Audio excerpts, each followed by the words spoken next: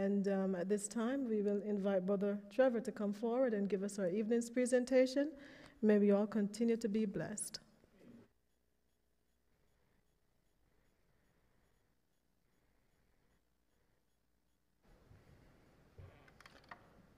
Good evening, brethren.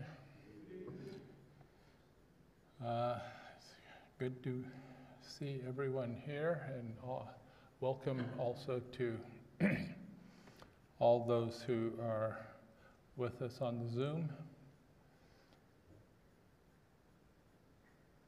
I hope that everyone had a good, productive week, and that we have already started a refreshing and peaceful and happy Sabbath.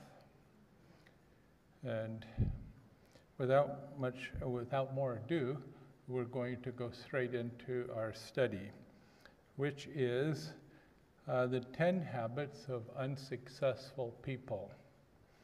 We are called to be a great people and a successful people, whatever we put our hands to do. Jacob, our type, was very successful, and so was Joseph, so was David, so was Daniel. We are called to be very successful people, and we are told how to be successful as well.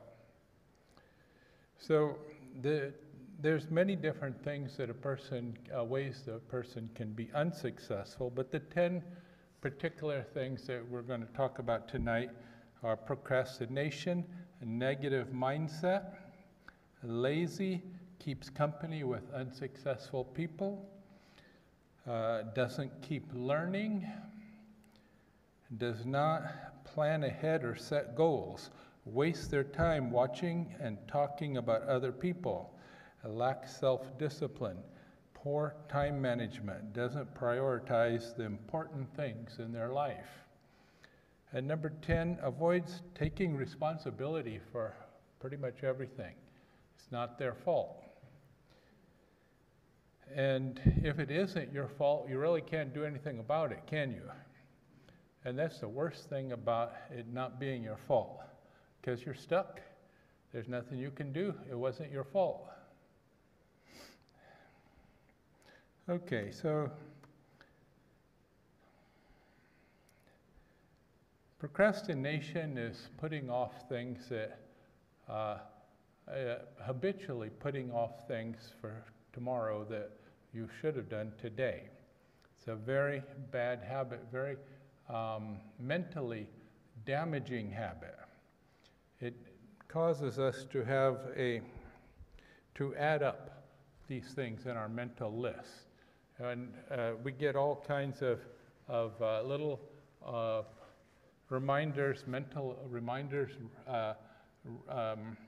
sounding off in our brains subconsciously, and it is disquieting, and it is counterproductive to a efficient, successful life to have this going on in your mind. And of course, in your life, you are not accomplishing the things that you need to do.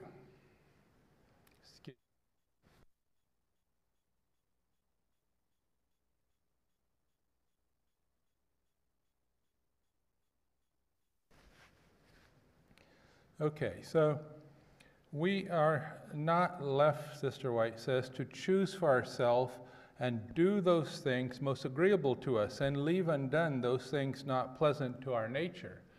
Now, all these things that have to do with success, from the worldly point of view, it's just nice to have success. But from the Davidian point of view, it is essential to our salvation. It all comes together in being the people that God asks us to do. If we fail in one thing, we're going to fail in other things. And that's exactly what happens, brethren. We fail in multiple things. We are not left to choose for ourselves and do those things that we wish to do. We have to do things out of a sense of duty.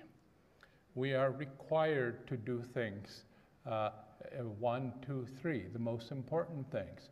Do not put off to tomorrow anything that you should do today. So procrastination is one of the most important traits that you can have on the way to being an unsuccessful person. Remember that, it's not a small thing. A negative mindset sometimes complains or criticizes about others. Those who educate themselves to look on the dark side and murmur and complain know not what they do. They are sowing the seeds of doubt, and they will have a harvest of doubt to reap. They will not have a good harvest. If we sow these dark things and we murmur and complain and criticize, we're going to not be saved. It's that simple. With the harvest, we will harvest what we sow. And it works in the real world too, of course. If we are always looking at the dark side of things, always critical, always thinking how things are going wrong or will go wrong or whatever, we're not going to be successful, because our mindset has a lot to do with our success. If you think that something is hard, difficult, you're not going to be able to do it, or the job that you were given is too hard for you, and so on, most of the times, or let's say very often, it will turn out that way. Your negative feelings, you're feeling that you can't do it, that it shouldn't be done, it's a waste of time, or it won't come out right, that will influence the job. And you will have a failure or partial failure. Very, very common. Negative mindset. It is the mindset of the glass being half empty, when you should be thinking about how it's half full or more, and how you're going to be able to accomplish this. You are going to be able to accomplish all things with the help of the Lord. This is what you have to see. This is how we have to think. Never have a negative mindset. Now, when we say never, if you already have a negative mindset, you have to work on it. You have to see it, and you have to replace that negative mindset. Lazy. Now, laziness is a habit, but it's more than a habit, brethren. It's a mental defect. It's not considered in itself a mental illness, but it's a defect. It is not optimum functioning. Your mind is not functioning at the level that other people do. You don't, other people, they wake up in the morning and they're bright and cheerful and motivated, and you're dragging and you're unmotivated and so on, and you're lazy. So you must understand that it is both a character deficiency, and it's also a mental deficiency, and it needs to be addressed on both levels. Laziness is not just a choice. It is not a choice. Sometimes people, I just feel lazy. You are lazy if that is the situation. You have a degree of this trait. And there's some serious repercussions for being lazy. It has profound effects on our life. And that's why it's a defect, brethren. God made us fit for survival and fit for service. Anything that is unfit, that is less than fully fit and functional, is a defect. And the world doesn't recognize that necessarily, but Davidians do need to understand that. God never goes to the lazy or the idle when he needs men for his service. When God wants a worker, he calls a worker. When he has work to be done, he goes to those who are already who are already at work. When God wants a great servant, he calls a busy man. If you're lazy, is God going to call you to his work? Not according to the message. So there's a spiritual component of this. And you say, well, I was just born like that maybe. Yes, but with the grace of God, you don't have to stay like that. There are people who are born with you might consider a double portion of wickedness, sin. Do you know that? Yes, they are. You think everyone is born equal with the same exact amount of sinful nature, but that's not true. There are people who are sociopathic, and they have a strong tendency to what we as Christians would call evil. They have that innate, inborn personality. Is that the end? Is there nothing else to be done? No. Through the grace of God, they can be saved. And some of those very wicked people will stand even closer to the throne than us. You know that? Because they overcame more. So with the lazy person, you may have a natural defect in your motivation circuits, in the way that you normally should be. And other people may be just raring to go, happy to be doing things, have lots of plans and so on, and you're just dragging along unmotivated. You're lazy, and you need to recognize it as both a psychological problem and a character and spiritual problem. It is all of those. And there are many psychological and character problems that are also spiritual problems. If you have a criminal personality where you like to hurt people and injure people, that's a serious spiritual problem too, brethren. So understand that while laziness is not quite at that level, it's very damaging. It will hurt your success in the world. And when the Lord is calling people to his service, he will pass you by because he doesn't want a lazy man. And is it we saying this, or is it the message that is saying this? Brethren, it is 1 Code 17, page 9, that is saying this. Now, the unsuccessful person likes to keep company with other unsuccessful people. We've seen this so many times. The people who are drug users and so on, who do they keep company with? Other drug users, brethren. That's who they party with. That's who they keep company with. People tend to associate with like-minded people. And one of the biggest predictors of success is associating with other successful people. This is not a made-up statistic. This is a real thing, and it's easily verified. It is a huge predictor of success, but you can think about it from a spiritual point of view. What is a big factor in a person staying in the message successfully? Associating with like-minded brethren. You never associate with like-minded brethren. You all associate with outsiders.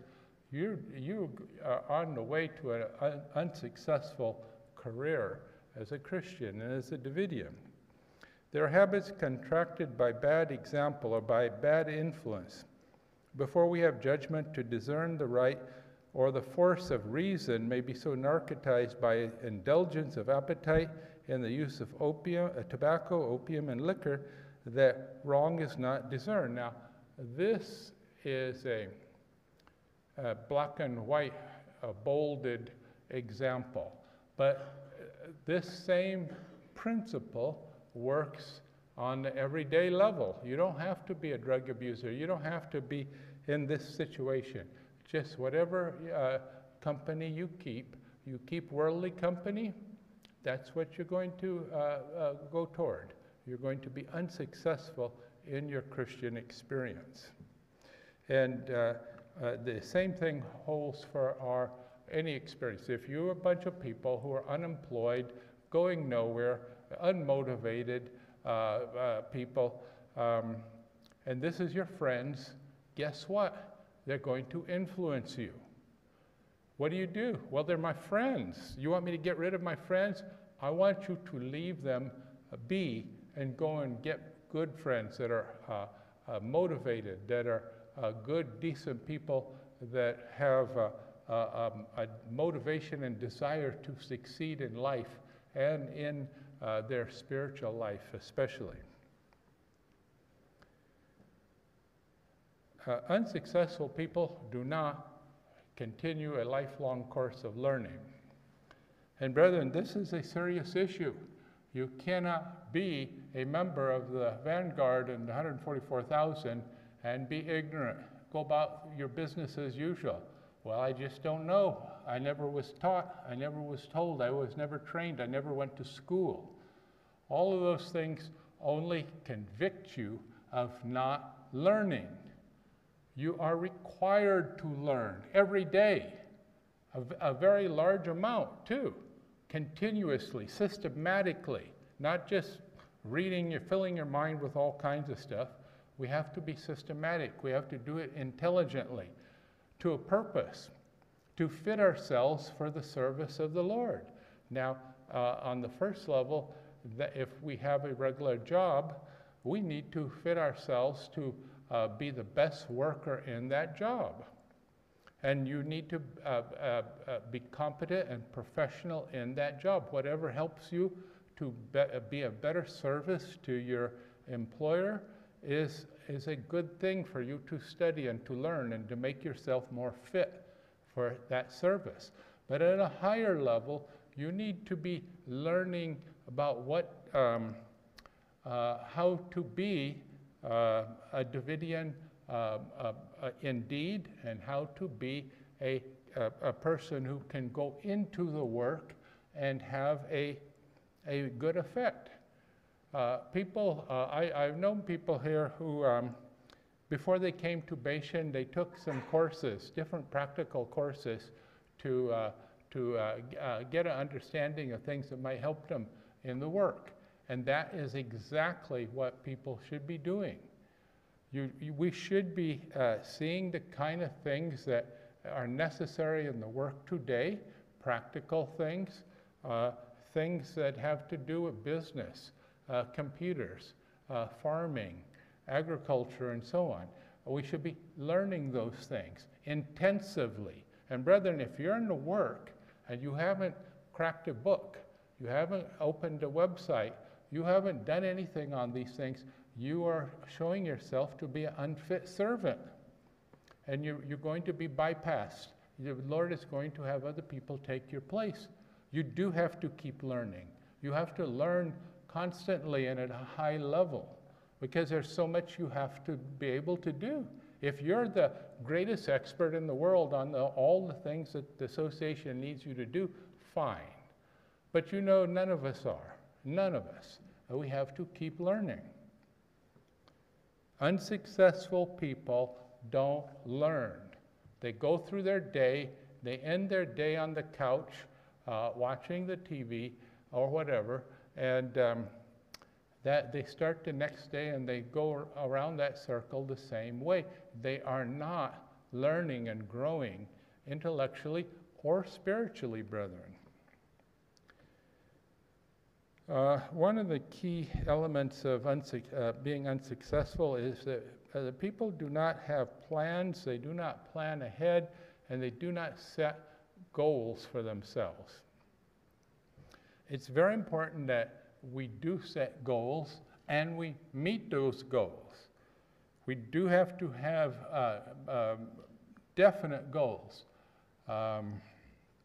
You can have targets, and targets are beneficial, but stated goals, defined goals are very, very important. And you must make systematic plans on how to get there. Everything must be done according to a well-matured plan and with system, step by step. It is necessary that we do this in our life, just in your own private life. You want a plan, you want to have a purpose, step by step, that goal that you're working toward.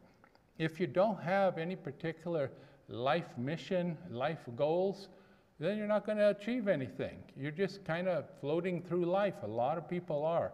It's the way unsuccessful people live their life. They don't have a purpose. They don't have a plan. They have any particular goal that they're working to right now.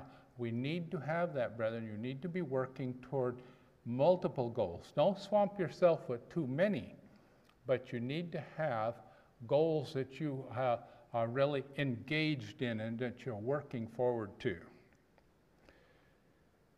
Okay, unsuccessful people waste their lives watching and talking about other people. This is a big thing, and it's both literal and metaphorical. Satan will have you busy, if he can, watching others, that you may forget or have no time to watch yourself. This is understood in the message and in the spirit of prophecy. Instead of thinking and talking about the faults of their brethren and sisters and about their own trials, they will think and talk of the love of Christ and will strive earnestly to become more efficient workers for him.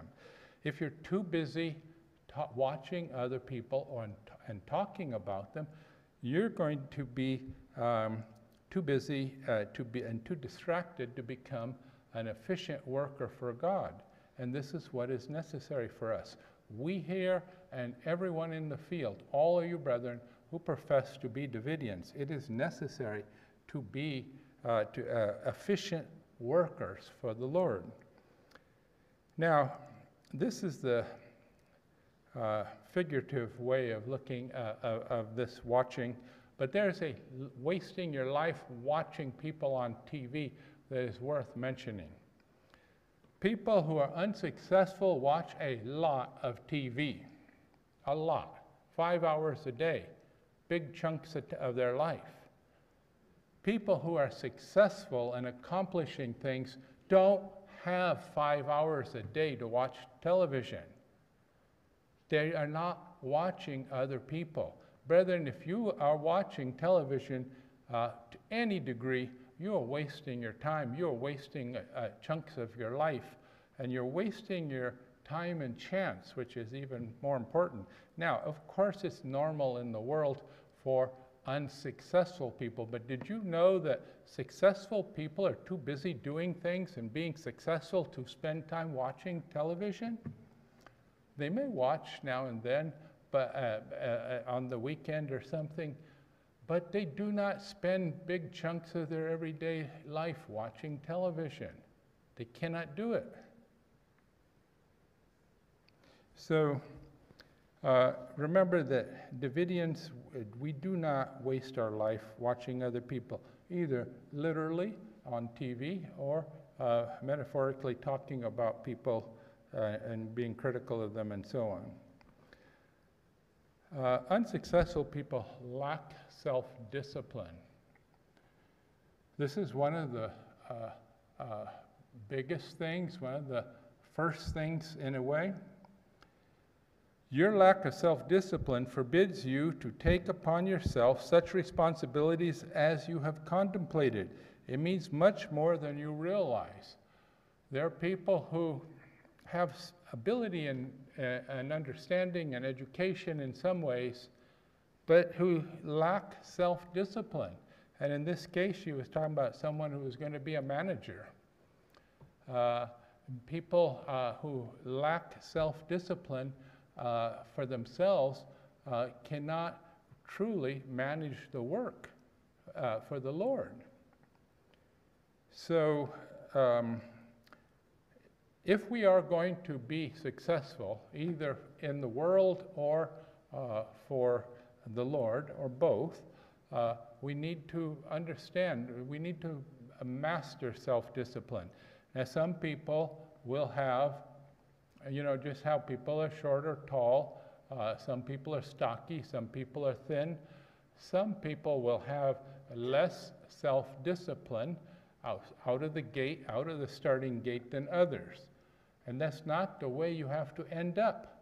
It doesn't matter where you are when the Lord finds you.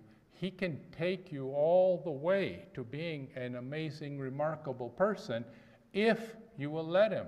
But you do have to want him to do that. He won't do it if in your heart you don't want to do that. You don't want it. And you're not agreeing to it in your heart. Lip service-wise, yes, brother, yes. But in your heart, you won't do it, and nothing will change in your life. You won't develop that self-discipline. It does take some mental sweat and physical sweat to develop self-discipline. It does take some effort, muscular soreness and mental soreness, effort to develop self-discipline. It is necessary, brethren. If we don't have self-discipline and self-control, we are never going to be effective servants of the Lord. This is another way to be unsuccessful, not only in your everyday life, but in the life that you want to live for the Lord. Poor time management doesn't prioritize the important things. Regularity in all things is essential. Never be late to an appointment. They press too many things into their life, postpone until tomorrow that which demands their attention today, and much time is lost in painfully picking up the lost stitches. There are people who have poor time management. They're not going to make it a success in the world. It is a key factor to be a busy person, to be a successful person. You have to manage your time. That's how you get to be busy. When people say, "Oh, Brother Trevor, I don't have any time," you know what they're telling me? Do you know what you're saying if you tell me that? You're saying, I have poor time management. Because unless you have 10 kids and a job and a house to take care of and all these things, you are not in a unique situation time management wise. Most people who, when they say, "Oh, I don't have time, I'm busy, no time," they have no time management. That's what they mean. They don't know that that's what they mean, but that's what they're saying. Now, we're not going to get to the kingdom by being half competent at anything the Lord has told us to do. We have to be fully competent about these things. And you think, well, I didn't sign up to be a Davidian and be competent in time management. Well, then the terms and conditions have been changed there, perhaps, even though this was written 150 years ago. But the fact is, to get to the kingdom, we have to be competent and faithful in everything the Lord asks us to do. When he asks us to do something, he's telling us to do it. He's requiring us to do it, brethren.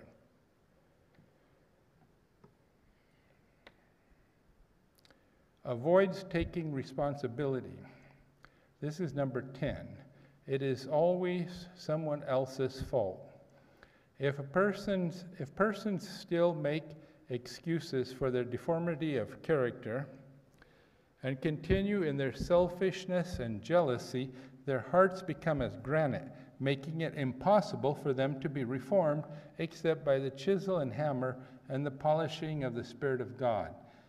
And if they refuse that, it is impossible, period. There are people who make excuses. It's not my fault. Whatever their problem is, they excuse themselves. And this is not taking responsibility for your own character defects. And the worst thing about that is not the deceit that you give to other people, or you try, it's the deceit you are giving to yourself. You're telling yourself, you're making yourself believe that it's not your fault. And in a way, it isn't. If it's not your fault, there's nothing you can do about it, and so nothing is done about it.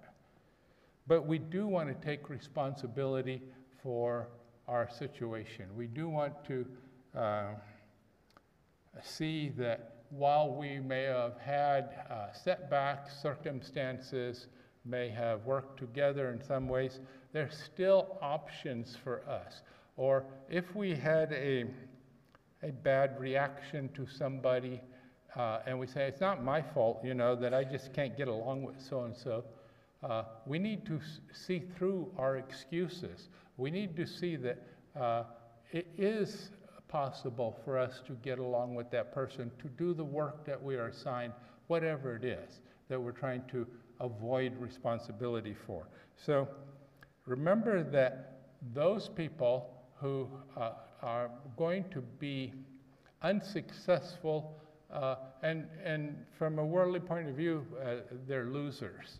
They're losers in the game of life because they have all these character traits lined up against them. Now, as Davidians, we need to understand these things, and with the help of the Lord, we need to bypass these things. These things should not be things that we're struggling with. You gave up drinking and meat eating and carousing and so on. You need to give up all these unsuccessful habits too. These are not advanced things here. Davidian indeed does take responsibility. He listens to criticism and accepts the criticism that is applicable and beneficial to him. Not the criticism that is soft and gentle. It could be harsh sometimes. Not everybody who criticizes you means well, by the way. Sometimes they just want to rip into you. But you still need to listen because there may be a reason for what they're saying.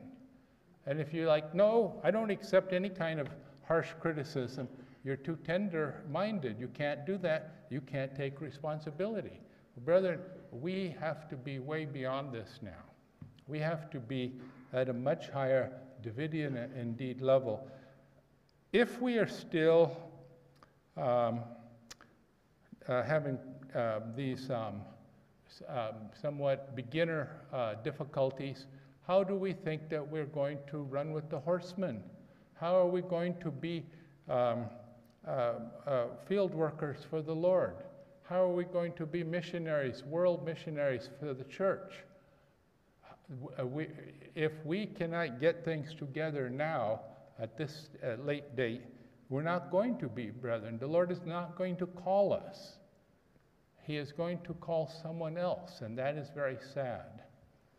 So, brethren, remember that these things, these 10 characteristics of unsuccessful people are not things that should be a daily concern to us, but the reality is, in many cases, some of these things are or should be a concern to some people. Make sure that you look at these things square on, that you look at them honestly, and that you allow the Lord to move beyond these things. We're not to be, we are not to have the illnesses and the problems and the weaknesses of the common people, of the people around us. We're supposed to be a special, a peculiar people, holy unto the Lord. It is necessary that we come up to a much higher standard than where we are. Look at the 10 habits of unsuccessful people carefully and make sure that with the help of the Lord, you are moving quickly beyond that yourself. He will help you, and you will be successful instead of being unsuccessful. Thank you, brethren. God bless you.